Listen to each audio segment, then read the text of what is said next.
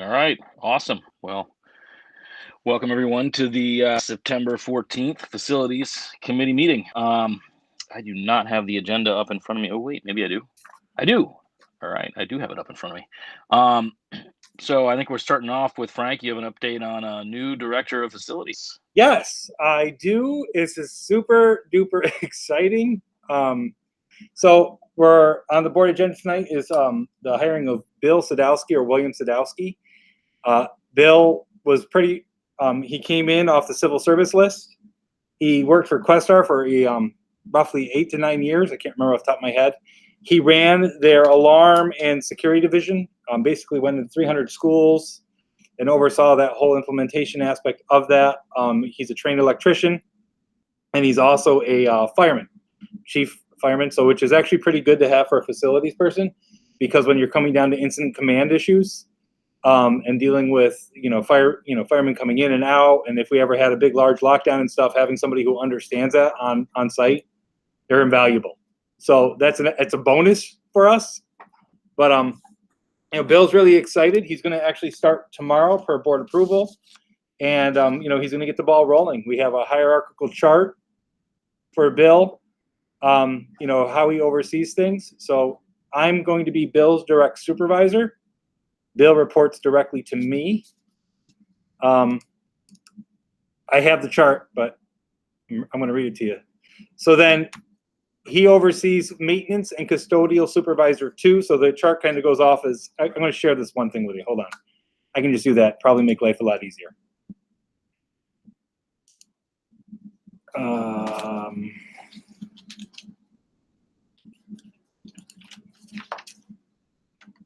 Hold on.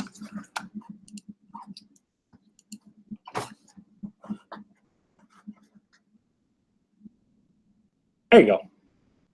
Now you can see it, right? Yes. So, Bill, I oversee Bill, the director of facilities. He oversees maintenance and then this whole area here, which is custodial. So he's overseeing both of those. We have the custodial 2 supervisor. That's his kind of like level in area where, they see the night supervisor, custodial workers, and custodial supervisor 1, and then the elementary custodians. So you see how it kind of all flows together of how that information and hierarchical order will work. Bill's job is to oversee and oversight all of those things, develop plans and protocols for everything that's involved in all those things, work with health safety at BOCES to make sure we're up to par, work with me to develop a 5-year plan, and really get the district in order facilities-wise. How many years has he been in business for this? So this is his first time as a director of facilities. Yeah. So the civil service one, we did interview a couple others. He was the one that definitely stood out. But he's been in construction and or electrician or doing facilities management for over 20 years. Okay. Yeah. So Frank, where he oversees the IT technicians, that's the outsourcing? That's the outsourcing aspect of it, yes. So Okay. You see how it goes from superintendent to director of facilities and IT? Yeah. That's me. He doesn't oversee them, but he's in the middle of that. So if we have to connect. Oh, right. Sorry about that. Yeah, I gotcha. That double arrows me. My error. Yeah, because those go in together pretty closely. Jim and I work with IT, but Jim and I said our 2 understandings of IT make one whole. So that's kind of our joke of the day. But yeah, that's how it's going to be kind of pan out for him and how it was going to work together. Any questions? I don't have any. Very exciting to have him on board.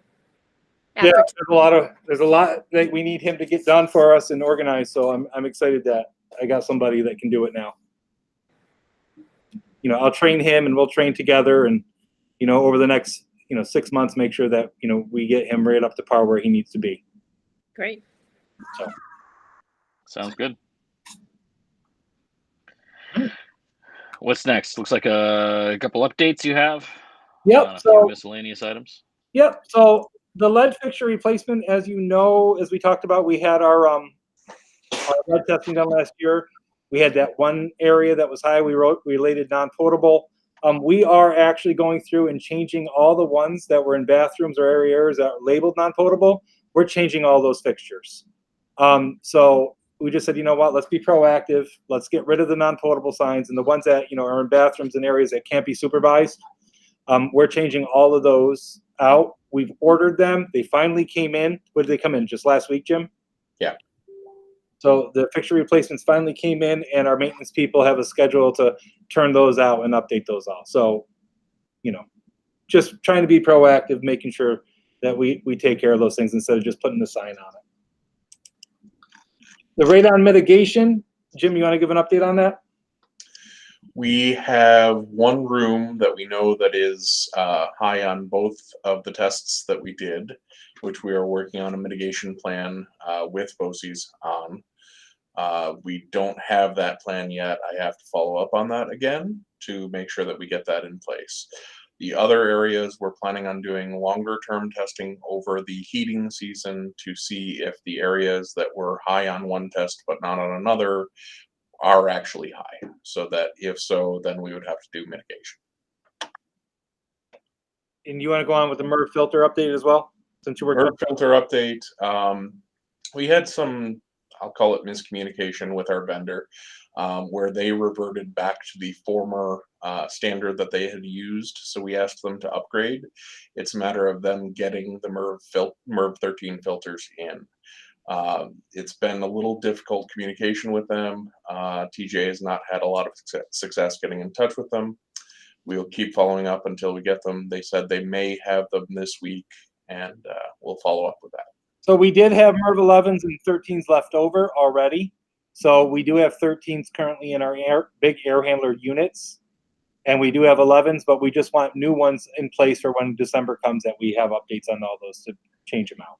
So we have them now. The 13s are in our buildings that we've already had, since we ordered more last year than we needed. So the air handlers have the big ones in it. But again, we're just trying to be proactive because of the miscommunication error. So. Trees, this is really exciting because I know it's been an issue for a long time. If you notice the tennis courts, we actually have trees are cut down. So that's a good thing. So, you know, it's been better.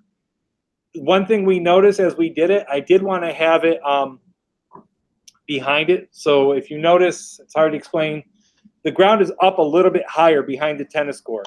And if they were just going to trench behind the court itself and not level it out right, the trenching would end up creating water going underneath the tennis court, creating more damage than it's worth. To do it correctly, we'd actually have to take out roots in all those areas and then just grade it behind the tennis court. And that's not going to be under a couple grand. That's a larger scale project. You know, we had the one person out here, they were saying at least $5 grand, because it's a lot of like pulling down trees, pulling up roots, and doing that.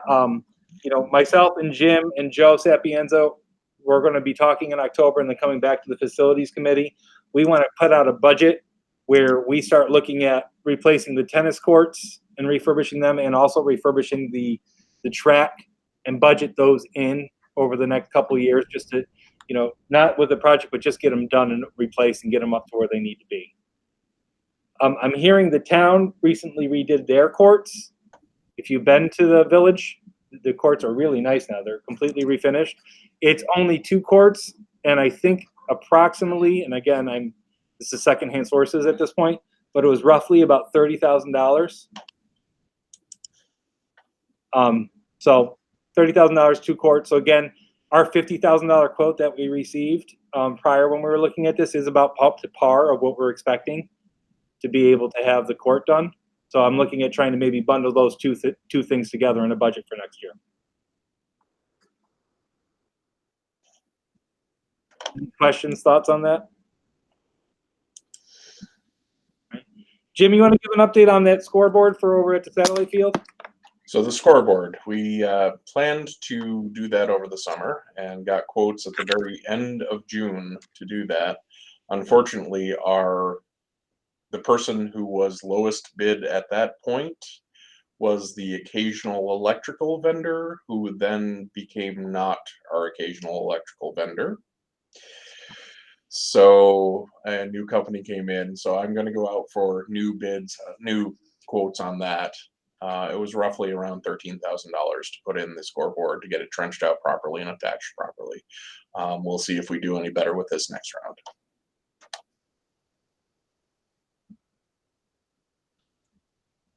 Any question on those items? Sounds good to me. Good. All right. Do you have a quick update with is the drainage all done at the elementary school? Okay, never mind then. Nope. Yeah, no, let's talk about that one now. All right. I just didn't see that on the list. Yeah, no, it's not on the list because it's the Wi-Fi project at the elementary school, and then we also planned out a $100,000 project at the elementary school. I'm going to try to be not like I was in the meeting with Jim because this is public and recorded. So, there are two quotes that we have from our architects to help us with this and have an understanding. There is the to do it right quote, and to have everything pulled out and redone, roughly $400,000. You have to replace everything and redo everything. To fix it and repair it for now, until we do a bigger capital project or get it so we can fill in the holes without having them resurface again, is roughly about $50,000. So we just met with them, what was it, yesterday, Jim, the final. Yesterday, yeah. So my problem is that eats up roughly half or a little bit more than half, because you got to talk about architectural fees and all the other stuff, of that $100,000 project that we were looking at. So, which it needs to be done. It's a safety concern. You just can't put dirt on it and hope that it doesn't wash away and then cause more issues. So it has to be done. So that's going to be half of the elementary school project. The other thing at the elementary school that I'm looking at, but I'm having them come back to me, is we're looking at updating security hardware. So making sure there's intrusion locks on all doors. So those are the easy flip locks. They're on some, but not all. Some doors are like the gym doors or other cafeteria doors. They may have to be completely replaced in order to do that. We were looking at doing all the wired glass over, but wired glass is running about 20 weeks out right now. So that's an issue, because then by the time we get it done and by the time we get a bid, it'll be out of our budget cycle. So we're looking now at locks, making sure that all the locks have one key. That's a safety concern for me. Like, if you look at all the studies done, is that teachers shouldn't have 14 keys in 14 different rooms, because if there's like a lockdown or a procedure where somebody needs to get into a room, it should be one key, open the door, go in. There should be, that's it. Nobody should have to fumble. Seconds equal lives when it comes to like school issues. So if you can save a second by somebody having one key to open a door, that's really important. So we're looking at things like that right now to put into the project. Because again, if you're looking at roughly $40,000, $30,000 on a school scale, that really isn't a ton. We were also looking at ceilings at the elementary school to be able to update some of the ceilings that are in there because they're outdated as well. So we're looking at things that we can be able to update and get to a certain point of use with this project. But the facilities, the outside, is really going to eat up most of it. But I giggled because I just had this conversation yesterday and it didn't turn out the way I wanted it to. Jim is nodding. Yeah. And the stairs, they're not detrimental right now, but the problem is if you try to do work on a stair during the school year when it's a major stairwell coming in, it can't be done. So another thing we're looking at too, and this is, I've mentioned this before, is, and I asked architects to look at it, is, we have an old buildings, and our buildings have not had work done with asbestos in a very long time on the flooring. So my goal is whenever we can, to rip up the old asbestos floors and put in new floors. So over time, the amount of asbestos that we can remove from a building, the better. So whenever you have an opportunity to do small projects, if we can target 3 rooms here and 3 rooms there and 3 rooms here, over a period of time, we're lessening our asbestos footprint. And then, also updating our classrooms as we go. So it's kind of a win-win. But those are some of the things that we're still exploring to see where we can go with it. Our adhere report should not be that thick. It should be, we should try to get as much asbestos out of the building as possible. So much every year? Or? That's the goal. Like my goal would be let's bang out 3 classrooms a year, or let's try to make sure that we're addressing these things, or within a 5-year plan, let's get 30% of our asbestos gone, or 50% of our asbestos gone in the building. So just as we're going, we target those things. So when we do a capital project, we make sure we target rooms. So we might not be doing the rooms over. It might not be like this huge remake, but we might be gutting 10 rooms and adding 10 new floors. Those are the idea of just constant upkeep. So you get it out of the building. Yep. On a scale of numbers, so it's. Yeah, 30 years from now, we shouldn't be dealing with asbestos, I right? would hope so. We should be dealing with something different. But right now, I mean, we have the same asbestos floors that we had from the 1960s in the majority of our buildings. So, we just got a plan, I think, just to kind of tackle that a little bit more. Again, these are proactive. They're not glamorous things. They're not like, the big bells and whistles, but these are the things in the long run that, the people who will inherit these buildings from us will appreciate that we did the work. And I think that's the goal. All right, Wi-Fi project at the elementary school. This is exciting. So you know how we budgeted for our Wi-Fi at the elementary school to get it up to where it needs to be. No example of the high school rate at the moment in my office. But so we are looking at our $100,000 project there at the elementary school. We are looking at going through NARIC because it's aidable. And Jim, what's our aid ratio? Like 52%? It's in mid-50s, yes. So it's a positive thing. So they're going to do cabling, update of Wi-Fi accesses going to Meraki, which is currently we're at Ubiquity down there. High school's Meraki, so it's one complete system for the district. And we're also looking at putting in 53 new points. We don't have 53 down there. It's more like 20. It's very limited on the access, so we're going to cover that access. And as the district tries to move towards a one-to-one and also increasing our technology in our classrooms, in an elementary school that's brick, you got to have Wi-Fi. If we're going to do all this stuff in our classrooms and we're going to have our kids use computers and Wi-Fi, they need to have Wi-Fi that works. So this is the groundwork level to do it. The beauty part of this is if we purchase it through NARIC, we're actually pushing aid for the following year. So, this one-off project that we're doing, we're going to get, let's say, another $45,000 back for the 22-23 school year. We could then target that for a small project. So the idea is reusing that aid and reusing that money, make it last more than 1 year. Just rolling it. Right? Just roll it over. Yeah. Yep. And and if you can use it in aidable projects, you can actually make that money last a lot longer. So, but that's one of them. Any thoughts? Please don't ask technical questions, Rob, because I won't have the answer. Sounds awesome to have a unified presence. Yeah, and I like, anything you could do for the elementary school Wi-Fi is great. It's horrible down there. Yeah. Yeah. I like seeing progress. That's, we said there was going to be progress and progress is being made, so I'm happy with that. Okay, so capital project phase 2 update. So I want to talk about that, which one we're currently on. And if I'm talking too much, please let me know because I'm feeling it. So our science rooms are done for the most part. We got a couple little things we have to fix in there, but they're phenomenal. The staff are super excited. The everything's in there. The tables, the chairs. It's great. Everybody who sees it really enjoys it. The chairs are wonderful. They're purple and gold. That's how they'll be in the science room. So it's not just a room. It's inviting. People are really happy to be there.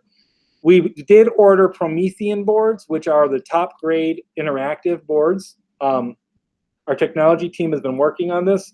We went with these two for the science room because we're going to use them as kind of like the catch-all and see if this is something that the district would want to move towards in the future. Currently, right now, with our interactive smart boards, they've been taking down smart boards because of the software not being utilized. Teachers are using chalkboards instead of using interactive boards or different things. So there's a lot of different ways to do this in a classroom. Luckily, there's a lot of smarter people than I on our technology committee, most of them teachers. And we're looking at ways that we can be able to make a plan to really increase our classroom technology as well. So this is our first step, and if this works, we're going to probably make a plan then to also purchase Promethean boards down the road, or interactive display boards, or display boards that will show up so teachers can be able to utilize these in their classrooms as well. So just bring us into the century. A little more technology. Yep, more technology, but technology that's sustainable with the right updates so that it doesn't just, pan out on you and go away. Because that's the problem. You just have to make sure that this stuff is going to be here for the long haul. So the tech room, they've actually are starting to work on the floors now. The cabinetry is in, except for we're on the floors. So this week is all about flooring. After the floor's in, again, this is the acrylic floor. It's going to look like this, minus the blue specks. I don't know if you can see it. But that's what the acrylic floor will look like. It takes about 5 days for it to be completed. So next week, floors will be in. Then they're going to be adding in the rest of the other bottom stuff, the bottom cabinets, some more technology. The lights are in. We're going to be releasing the room hopefully October 1st to us. And then we're going to be putting in the equipment that's going back in there. Since we've been very, very lucky with this project, we had a certain amount allocated, and Jim can speak towards this better than I can. The way that we bid it and the time that we bid it, it was great. There's no other better word than that, right, Jim? I agree. We did much better than we could have ever imagined to do. And right now we're running about $200,000 under our expense budget and borrowed budget, which is a good thing. When that happens in projects, that means you can go out for another phase 3 because it's already been voter approved. The budget's already there. And you can utilize that fund to be able to make bigger impacts into the buildings that already have been touched. So you got to be very careful. It can't be for something like that hasn't been done or hasn't been touched. It's got to fit into that kind of wheelhouse. I did talk, so we can purchase some equipment. So we are talking to the technology department. I've asked them to buy a new table saw that has a stop, what is it called, Jim? Stop arm? I think it's an auto stop if it senses any. Yeah, so an auto stop basically is you put your hand in there and it stops. We currently don't have that. I've asked them to purchase those. If we have the funds for it and it's there, let's do it. And then besides that, we're going to be looking at a possible phase 3, which is smaller, but to utilize up those budgeted funds that we already have. And with that, my suggestion is going to be ceilings. So the ceiling and LED lights that we put into the science room, those are things that I think we could do for the remainder of the building. As much as the building is humanly possible, including the entrance. So that does twofold. A, it updates our ceilings. It puts us, and cleans them all up, but then also puts our LED lights in. And, that's really cost effective and efficient. So it's doing two things at once for us. Eventually, I'd like all the lights in the district to be LED. But this is a step that we could go in since we have the opportunity. That's not a lot of real money. It's not. That one hallway altogether was what, 16,000, Jim? 15,000, yep. And that probably was a little bit more expensive because it was a change order. I think if you go out to bid and it's smaller, we'll be able to do the lights and ceilings probably within the price range that we have. That's good money going forward. Yes. I mean, that's money that we're going to save. Yeah. The more LED lights we can put in, the better it is for us in the long run anyways. So it just makes sense. My goal is always, as I said, is if I can spend money to continually make money in the future and make that money last longer, that's what we really need to do. Just roll it. Just roll it. And the LED lights help roll it. Unless you guys have different thoughts, that's kind of where I was thinking. Or it will be the roof, which we still need to address as well. That could be the other option, depending on how much that's our a roof big piece, though, isn't it is. Yeah, That might have to eat a up lot our of money. reserves. Yeah. That would qualify? You said it was kind of tricky. What could qualify? Well, we touched the roof, Okay. right, Jim? That one's a little iffier. We have done the coating that will protect the water infiltration that they found. So that will help as an initial piece. Oh, we did the coating of that already? I did put the PO in for it. I don't know if they've actually done the coating. Okay, that's good. I don't know if there's been a lot of things that have been happening. I don't know if we talked about this. Did we talk about the water infiltration that they found on the bricks? maybe in passing. Between the buildings, or There have Yeah. been so many issues with water. I know. I don't it evolves every meeting, the water.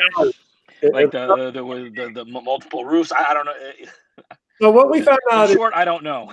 so the water's been shutting down the middle school gym. That's the number one issue, right?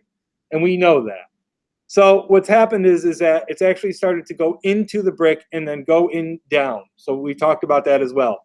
So if we put a coating on the outside of the brick to make it waterproof, and I'm probably not saying this correctly, Jim, but there's a coating that we can put on that the architects and engineers have recommended for us that will stop the leaking to have it saturate into the building, and it's a short-term fix for us to be able to at least stop it from coming in.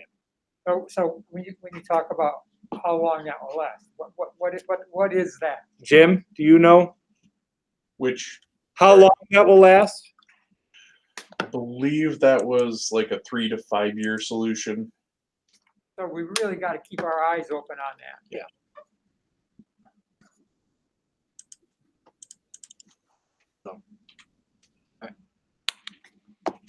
So is that good, or can I move on, or any other questions on anything else?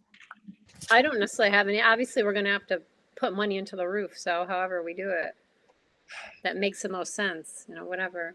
Yeah, I'd rather have to budget for it Yeah. when it's coming and at least be able to plan accordingly.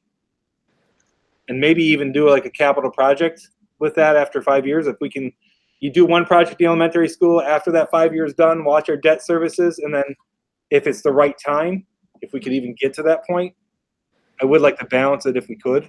Okay. Jim, do you agree with that? If we could balance it with that service instead of doing budget? Yeah, I believe that we can plan it out for next larger capital project. Yes. That would be if we could. But at least this would help us get through the time being. I hate that, but it's kind of the way it works. All right, so the next one. I wanted to talk about the potential elementary school and transportation project. I know we've talked about it for a little bit, but I think we're at a point now where we kind of have to make a decision and maybe bring it to the full board. So here's where we're at. We know that it's something that's going to have to be done. We've talked about it. We have an understanding of what it is. I'm going to show you some different plans that we can look at and what it would look like. My suggestion on this is if the board feels that this is something we want to bring to the full board and maybe talk about it to going out for eventual vote for the community and capital project, that's our next step. We could do a few things. Jim has been working it out, seeing how long and how much money it would cost in our debt services, getting a better understanding of exactly how much it would cost the taxpayers, because there would be taxpayer including, even though that we get money back from the transportation, we're still going to have some taxpayer buy-in on this. I don't think you have that yet, right, Jim? That's something we're still working on, if I'm correct. Let me unmute first. Yes, we need to update with the new information that we received about what the cost will be on the various options. So we're not there yet to give you a good understanding of the exact cost and impact on the community. But we are to the point where we need to now take this to a larger discussion if this is going to move forward. There's a couple options if the board would want to even go forward with it, is if they choose that this is the right option for us to do, we can go out for a vote in May, or we can go out a vote in November. Because we could actually... Really? Yep, because we could... this November? No, God, no. Next November.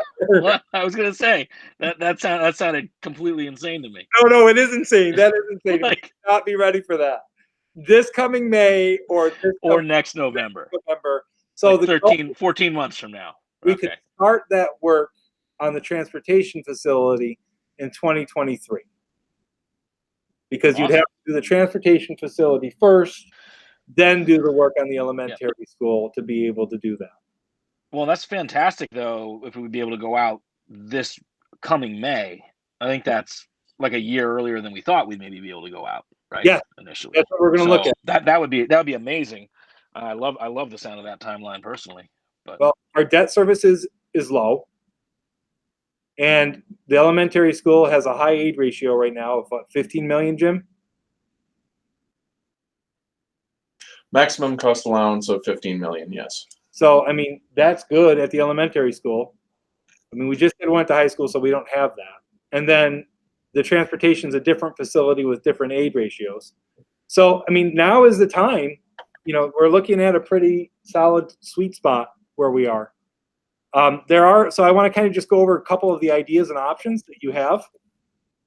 Frank, can I ask a quick question? Yeah, please. I think you already covered this at our last meeting, but all the testing we did came back fine, right? Yeah. Like for chemicals or for flooding. Oh, like the stuff in the ground, like Yeah. yeah. Yeah, we're good. Everything. So you feel very comfortable that that elementary school piece can be repurposed with no issues?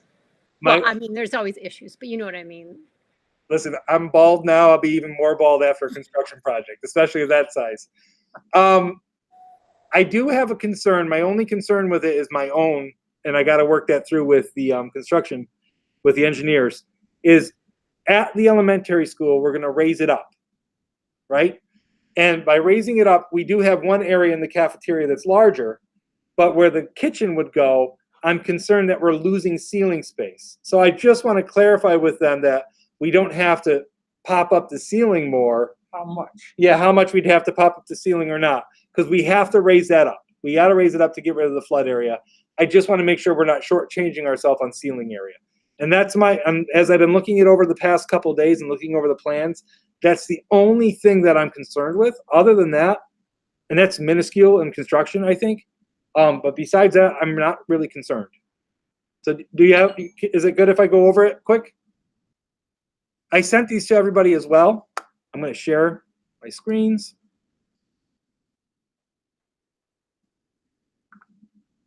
Okay. So this, it's really tiny. I'm sorry. So what you're seeing here is you're seeing a transportation facility at the satellite fields, okay? So we would come in here to the satellite field. This is the existing road, and right there, where currently a soccer field is where you'd put the transportation facility. So you'd put parking, busing, and a facility here with bays. And bathrooms, if you could, for the outside field that's already there. So that's an option. I know the option that you looked and explored before was bringing the road down further and going in the back. This kind of changes it because you're maximizing the space that you have. But that is option A. Now I'm going to share with you option B. All right, let's see. We can all see this. All right. So option B goes along with actually putting a retaining wall and transportation facility behind the high school where the satellite field is. Not satellite field, I'm sorry, where the baseball field is. So where Cornell Cooperative Extension is, up to the baseball field, there's all that area that's just basically a hill. That's wasted space that we could capitalize on. I'm just giving you an example of another facility. You see how they have a retaining wall that's already built in? It'd be something very similar to that you would have to put in order to utilize that space. So here are a couple different plans. The architects actually like these. The one concern that there is back there is that this is completely doable. Putting it back there and utilizing space that we have that isn't prime real estate, because the satellite field is prime real estate, right? That's where we have it all. Plus, as a district, that's an investment because you have usable land that if you ever needed to sell, could sell, right? This land here isn't really usable. It's always going to be blank. The one concern is snow removal.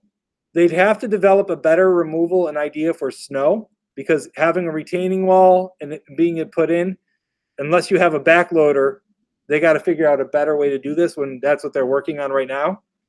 But here's a couple ideas. You put it back here. The facility can go here, and it's a three bus garage. You know, this is the hill. So you pull in, pull out.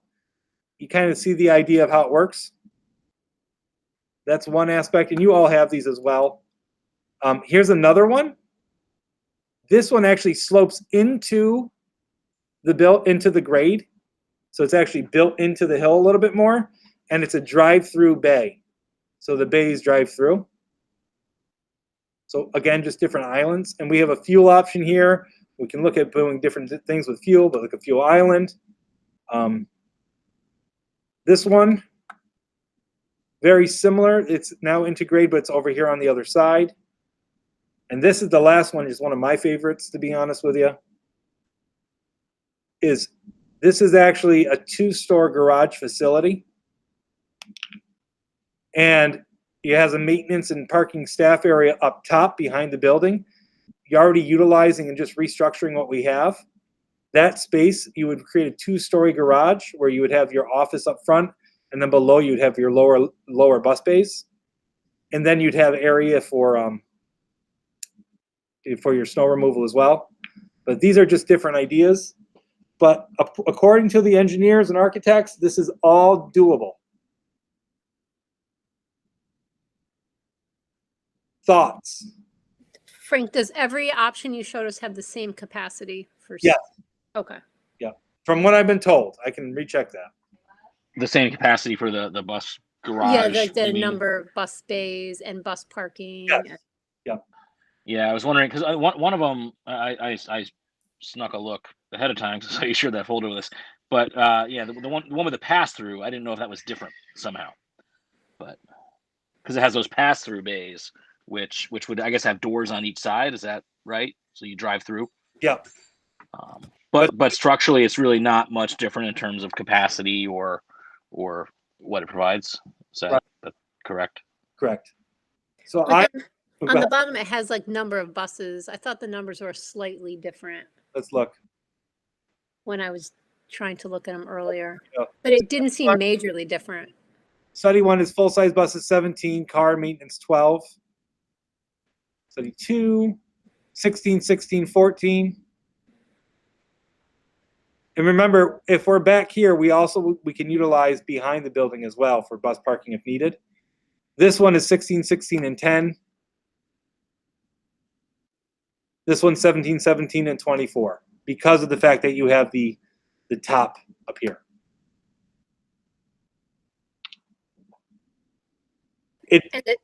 Sorry, go ahead. You go ahead. I was going to say, and at this point, we don't really know the cost differential between the options, right? Oh, we do. Oh, We do. Is We've it- been working on is that. it majorly different or? So the site work now, so the site work that you had for 4 years ago was 1.7, I believe, 1.6 million. Am I correct in saying that, Rob? I don't remember. I just remember it was like 7 million total. Yeah. So it's like I don't 1.6. remember the breakdown. That was from 4 years ago because we just talked about it. Again, that's a different road and different aspect. This site works roughly 2.5. And again, this is just estimates, right? But it's roughly site work of 2.5. Then you throw in another building. I've said that the building can't be over 5. They said, well, with the $900,000 retaining wall, you might want to consider it being 6 because that retaining wall is expensive. That's where your money goes. But you have to look at what you're buying and selling, right? If you put a transportation facility here, it's on campus. It's within the area that you already have that doesn't take away any prime real estate. So there's a lot of positives that come along with that. Putting it at the satellite field, you're taking away area that you would already have for future use. And your supervision aspect of the buses is gone. So there's just differences of it, but it is one of the major options. I still have a shared meeting with the town and mayor that's coming up. We're trying to schedule it for next month to see if there's anything that we can do. I know that's something that has been thrown around a few other times, but there really hasn't been much, but it's worth it to see as well. But at the moment, this seems like the best options. I mean, I would much prefer it was on campus and avoid all that blacktop over at our beautiful satellite fields. It would be sad if we had to blacktop that huge section, but so if it's not a huge difference, it would be very exciting to have it on campus, I think. I don't Yeah, know. it would. And it's not like we do a whole lot with that hill, right? So, Right. I like it close by Yeah. also myself. I've thought about that. I like the idea of it, and it seems like it would keep it all together, keep us close, and Trish, I'm with you. If I can keep that green space, it's usable green space. Why take that away? So that's options. So the other thing that goes along, the other thing that goes along with that is the elementary school. So I just want to share that as well, because there is an updated plan on that. So I want to just show you the first floor. I think it's this one. Nope, that's too big. That's the whole first floor, sorry. All right. This one's a little small to see, so I apologize. But this is updated from the last conversation that we had. As you can see on the far end where the transportation facility is, that's where we're going to still keep the cafeteria and shared common area for the community. And then as you can see, it's kitchen, delivery, freezer, cooler, office, something room. I don't know. I can't read it. Sorry. Like there's storerooms, there's bathrooms. These are bathrooms that are usable for also the students, because to have a bathroom within the cafeteria is key. So that's where it would be. And also for our community, it makes complete sense. And then you also have this outdoor space that we talked about. So we would still continue to do that. The main office, as you can see, it's all now, you would go in where the cafeteria kind of is, where the kitchen is. And then you have main office, the ability for Mr. Vivenzio and Mrs. Jones to be in the same office. You have a little conference area, you have a vault, small meeting rooms. And then on the other side, you also have the health suite. So everything is centralized together in that secured area. And then you still have these classrooms. So the gym then would become, the cafeteria then would become 3 classrooms. It's pretty awesome seeing it all laid out. Any questions on this? I want to show you the second floor real quick. Again, these are just roughs. I mean, it's just showing you ideas of what can be done. So not much really changed since the last. No, we just allocated room sizes because remember, okay. we weren't sure. Yeah, I remember we were talking about 2, 3, or what. Yeah. So it actually ends up giving us, you'll see that one was 3 rooms, Mm-hmm. 2 large ones and 1 smaller. And then this one actually gives us 2 more large rooms. Sorry, it's tiny. So at the middle school, the principal and the office has a bathroom with the nurse's office. If you take those 2 rooms, and the nurse's office and principal's office and part of the office, you can create 1 large classroom with a bathroom. And then you take the other half of that part and you create another large bathroom classroom. So you can create 2 large instructional spaces where we can put first grade or kindergarten, but they'll have their own designated bathroom as well. Or pre-K, right? Or anything like that. So it creates those options. Then the rooms on the other side, which are currently used for PPS and for conference rooms, those now go away and those become classrooms as well. So you've completely created this whole second floor now becomes all classes and all instructional space. So you add 8 classrooms because you get those 3 back? You got it. Well, not this one. This is the OT classroom that will always stay there, occupational therapy room. But these 2 classrooms. So altogether, you've created the 3 downstairs, those 2, and that one. So 6. 6.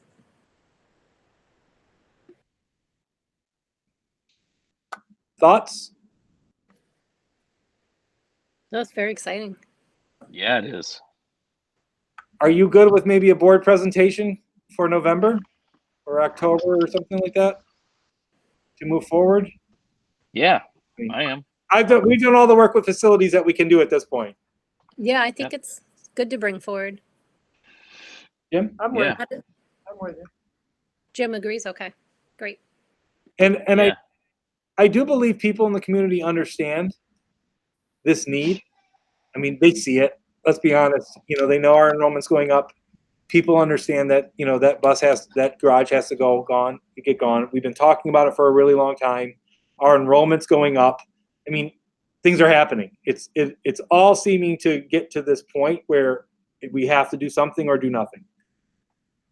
Well, look, too, there's a big difference right now between how this is being positioned and how things were positioned the last go round of, initial capital project presentations where, there was not a lot of community support behind the new bus garage, which is why it fell off initially. But I don't think did a good job of showing a clear benefit there. I mean, this, look at what we can do with that elementary school space as a result of spending this money. I mean, it doesn't just get us an awesome new transportation facility, which it does, but it also allows us so much flexibility and doing great things, at that elementary campus. So I think it's a much easier sell this time around. We have to keep it exciting. Yeah. Exciting and new, okay, with the things that are going on. I think that timing is perfect. I do, again, I want to state this. We have roughly 15 million that we can get. Say it's a $14 million project down there. The goal would be to do what we said.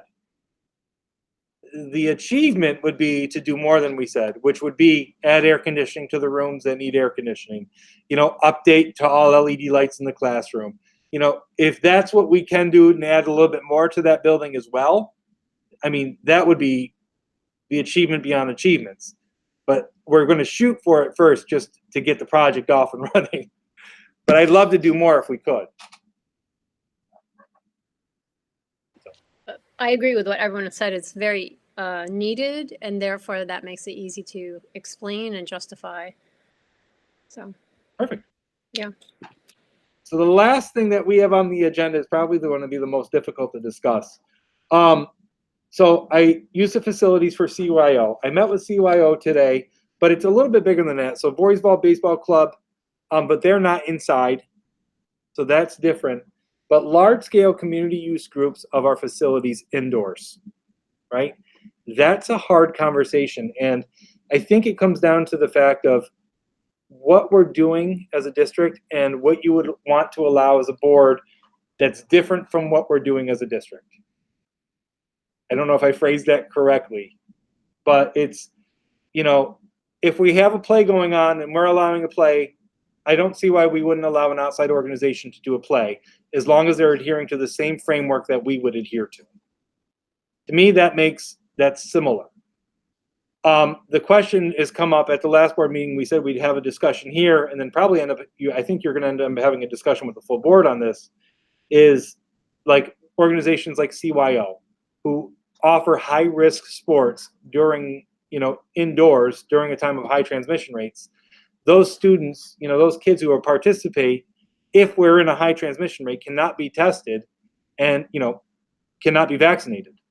So the question that is going to come up is, does the board want to allow for an outside organization to do something different than what we're doing for our students? Well, I would need to think about that one. That's the question. Yeah, I think this, can we, not to punt it all the way, because I'm happy to talk here for a couple of minutes, but I'd love to just sort of punt this to the whole board meeting tonight, I think. Yeah. I don't think that's not a bad thing. I would talk to Cindy about maybe adding it to the group discussion.